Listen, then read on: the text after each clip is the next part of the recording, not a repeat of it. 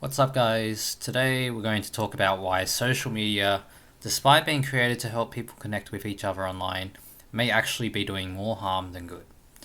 When you're not constantly scrolling through other people's lives, you're less likely to compare yourself to them or feel like you're falling behind. Social media shows us the overinflated versions of people's lives, their holidays, relationships, achievements, nice cars, new houses, and exciting experiences which they want to boast about, which can create the impression that everyone else is living a better or more interesting life. But the reality is that there is likely many hidden things that they are unhappy with. Without that constant comparison, you can become much more content with your own life rather than trying to pursue a perfect life that does not exist.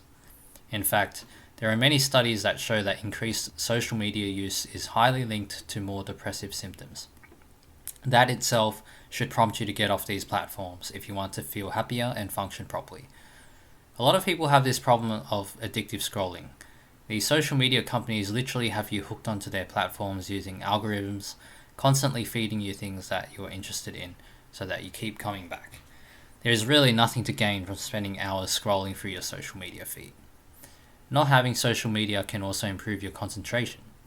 Social media apps are designed to keep you constantly consuming short pieces of information, jumping from one video or post to the next.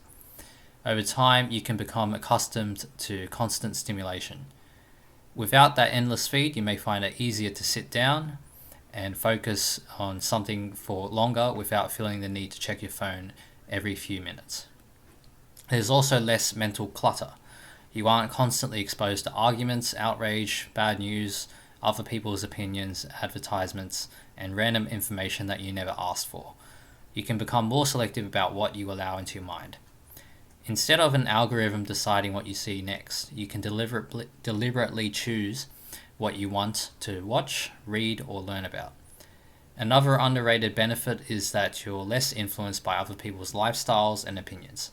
Social media can make certain lifestyles look normal and make you feel like you need better clothes, cars, holidays, relationships, or possessions to be happy.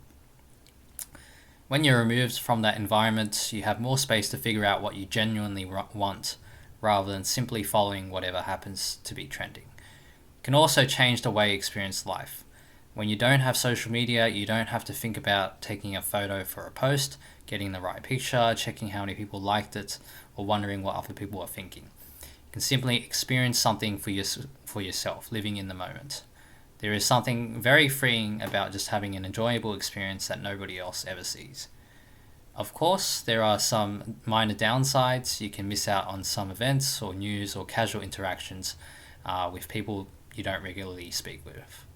But you don't necessarily have to disappear from the internet completely. You can still use messaging apps to stay in contact with people that you genuinely care about, and also use YouTube, Google, or other websites when you intentionally want some information. Ultimately, one of the biggest benefits of not having social media is to take back your control of attention. Instead of an algorithm constantly deciding what deserves your attention, you get to decide for yourself. And in a world where everyone's attention is constantly being competed for, having the ability to just switch off and live your own life is a very powerful thing. That's it for today's video. Have a good day.